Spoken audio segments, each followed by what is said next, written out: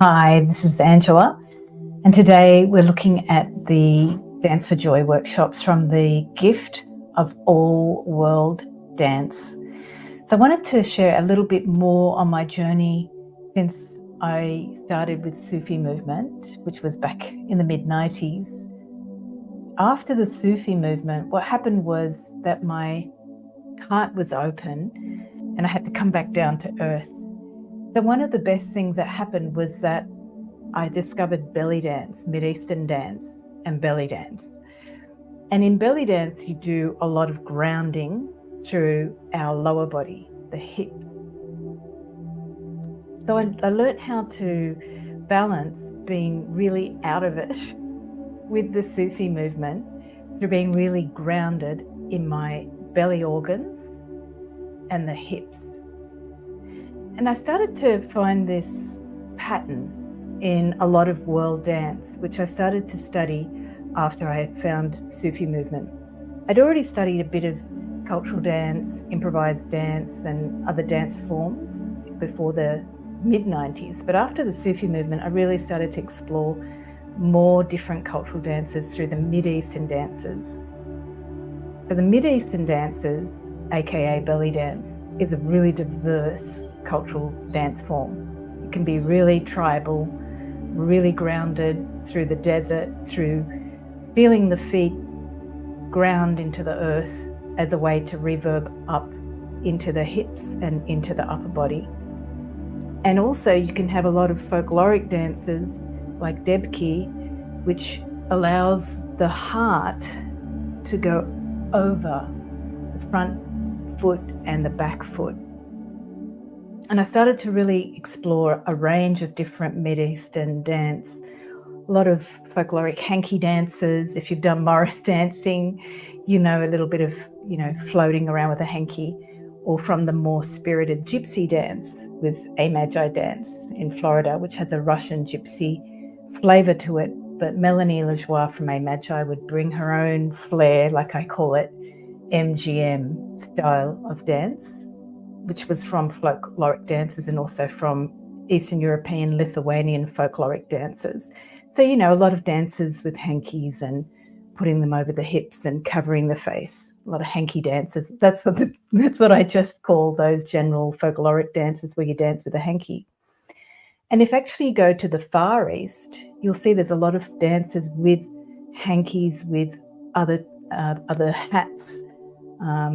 I just saw one from Cambodia, actually, with coconuts between girls and boys, flirting between different girls and boys. So things where we use a tool to flirt with, that's in all cultural folkloric dances. And I started to understand that there was a dance in the Mid-Eastern dances that was more about the body as it was itself, between the heavens, the heart, the middle of the body, and the feet and the hips that connect and anchor through the feet to the earth. And there was this other more interactive dance where you flirt. So all of our modern partner dances have a bit of this movement where we're flirting and we're moving back and forth in an interchange and a flirt from that middle part of the body. And that middle part of the body, that solar plexus area and that heart area, is where we pick up and synthesize and intuit how we're going to roll with the dance, how we're going to do the next move, done with a lot of non-verbal processing.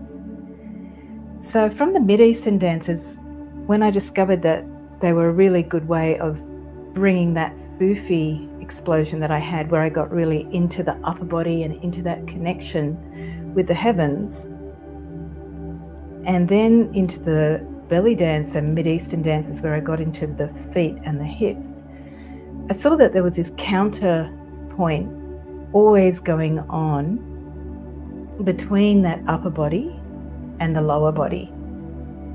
In the Sufi, we went even beyond the upper body into this other space. And when I danced with Annetta Luce in Sydney, we just called it the space.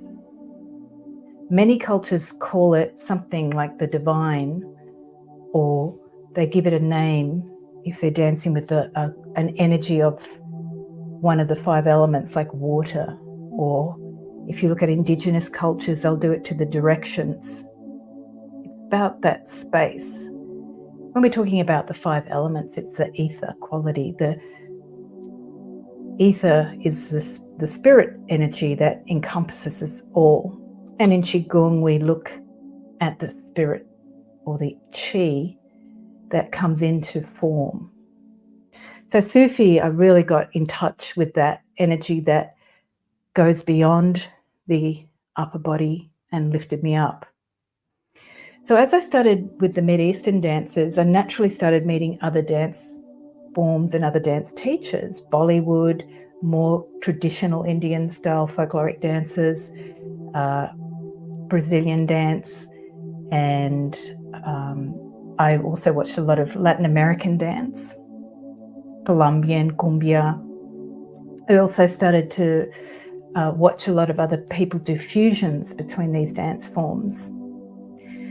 And I started to realize that each country in each dance form, what their form is doing is feeling the rhythm of the land and its relationship to each other, and together our collective relationship to the earth and the space, or the divine, that infuses that earth. So the divine can be anything. It could be just the stories that you inherited from your culture. It could be certain ritualistic practices that you have to relate to the nature so you can cultivate the land, so you can get more benefits for the community from that piece of land. And so in some indigenous cultures, they actually tell stories that nurture the land. So they sing to the land. A lot of the Sufis used to do that. They'd be in the desert and they would be singing at night or dancing and chanting at night under a starry sky. And the words they used to sing were like a cipher in modern hip-hop freestyle poetry, like chanting, and the words would just come from their heart being open to the sky. So it was very airy. And also it was at night, so there wasn't the distractions of the consciousness of the day. In India, some of the Sufis that then later on fused and moved and created new movements such as the Bhakti movements, they'd be under a tree. So there wasn't this context of the civilization. They'd be in nature under a tree, and they would relate to the feeling of the tree energy in relation to the land around it. So their poetry was often about being removed from a loved one or discovering the energy of that nature and how it opened them up to feeling more of who they were. So if we look at other cultural dances, as I started to dance with different dance styles, I saw that each culture has a different country that it comes from and a different land that the dance grew out of.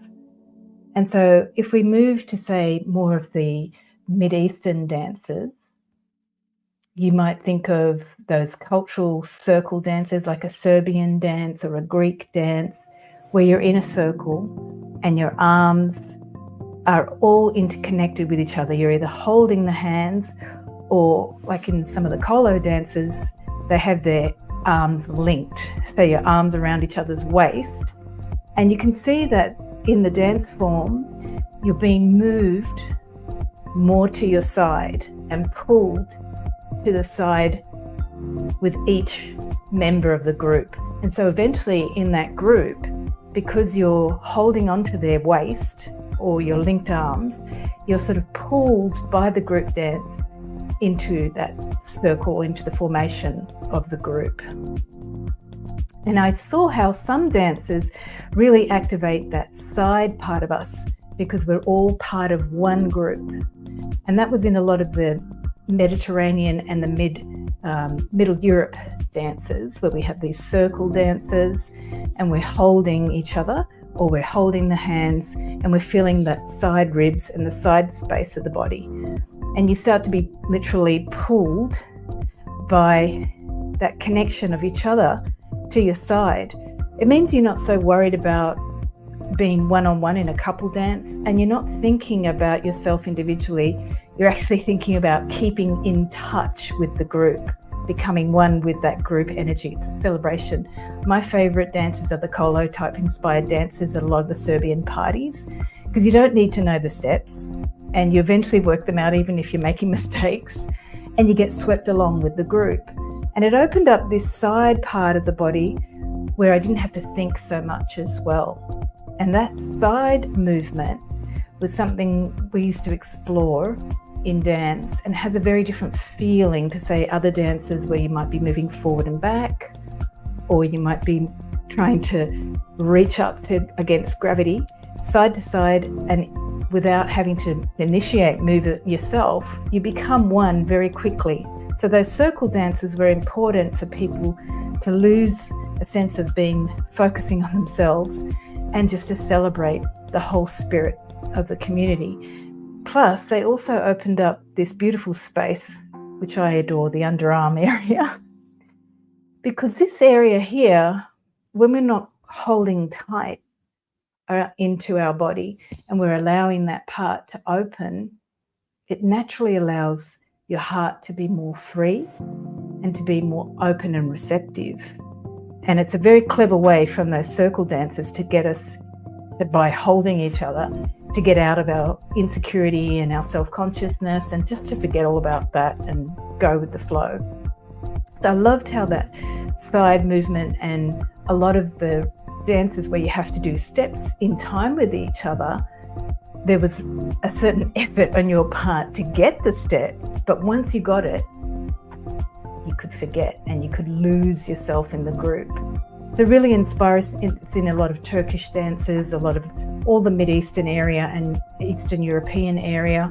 And then if you go to India, you also have some of those circle dances as well, but they may not have so much of the holding of the hands while they do them, or the waist. So then the final area that really started to give me a really sense of that, the gift of every continent on our planet. And this is the work that's been obsessing me from my experiences in cultural dances and gate crashing weddings, basically. How did I learn some of the cultural dances? Was by gate crashing parties and being invited to weddings. And then I discovered a new cultural dance. So the one that really took me by surprise and to this sense of what is a group connection that we can have in a culture was Afro Samba. So the music that I'm playing in the background now is not Afro Samba, but it's got that sway, which is what I remember the first time I really felt it was when I did Samba reggae dance and Afro Samba dances. And the feeling was the whole group of people who were in line and moving together, side to side and forward as a group, were almost being moved in like an ocean type way. And it was through the feet that we were allowing that feeling of the feet to become really fluid. So I was dancing Afro Samba and Samba steps, which are quite fast, but because of the group moving together and the feeling of the music, I could allow the feet to move faster than my brain could interfere with. And that, for me, was something that taught me about the feet through the land energy and the sense of community that sometimes in other cultures we could really learn from Afro Samba and Samba music in general, and Brazilian tribal history as well. There's a lot of really using the feet to connect to the earth, to create a rhythm that everybody can be swept into, rocked into, and move together as a group. We used to make jokes about how the Brazilians drive, because you can see the cars having no lane and there'd be 10 cars abreast in a highway. But somehow the cars would know how to submerge with each other So Afro Samba has this amazing feeling of allowing those hips moved and connected through the feet, swaying into the earth, give that sense of flow and connection, and also really support that heart flowing over the hips, because it brings that real fluid movement from the feet up to the hips, and the heart can be supported over that, over the feet area. So the three areas that have really started to percolate for me are that really esoteric, spacey, beyond the physical love of the body and the spirit through the Sufis and the Bhakti movements. Then coming into that heart center and really feeling it grounded through the feet with the Mid-Eastern belly dance. And then moving down to our side body and our ribs and those underarms, and how the circle dances or Mid-Eastern and European dances allow us to feel that circle dance connection. And then finally, Afro Samba, which allows us to feel the feet be really supported and fluid so we can move forward together. So those are just some of the dance forms that I've been cultivated in and had the grace to experience. And I'm sure there's other dance forms as well that you might have experienced as well. So pop those in the comments if there's one that you want me to riff on. I may not have danced it, but when I feel into the rhythm of the dance, the music and the culture, for me, there's different body parts that can be not just connected to, but felt. And because you feel them in a certain way and a feeling, you can actually allow your heart or your sense of self to be explored, to be free, to be joyful. So if dancing is something that resonates with you and you want to experience your body in all of those different capacities, Dance for Joy is something that allows you to feel what's your natural energy with the different dance forms. Specifically, we start with the Sufi movement to get us airy and to get us connected to the space and to your own heart energy. And that for some people can be enough. With the world dance, what we're doing is allowing you to discover how to interact with your body through different rhythms and share that with other people. And joy comes from being who you are, wherever you are, and being able to share in the way that you want to share. So Dance for Joy helps you to learn how to experience your own energy with others. And we have 3 workshops coming up this year in Sydney, October 26, November 2nd and November 9 in Darlinghurst at the Authentic Living Centre. Come along if you're in Sydney. And then I will be building videos and other classes for online classes as well, some downloads, but I'm also available online. And I'll put that link on the website as well, dancewithangela.com/events, after I finish the live workshops in Sydney. So let me know any of the cultural dances that you might be wondering, what this cultural dance, it enlivens, it brings this feeling to me, or it opens up this sense of myself, because that's the gift of all these world cultures. We're at a point in history where we can come together and experience our own dance. It could be nothing to do with all of these world cultures, but our world cultural dance and our people that have danced in our ancestors, they form us. They are us in our DNA. And the dances are also part of that DNA memory of the way we have moved in our culture for thousands of years. And even if you're in utero, the music you hear always has a huge imprint on us. So your dance may be something that's quite different and new.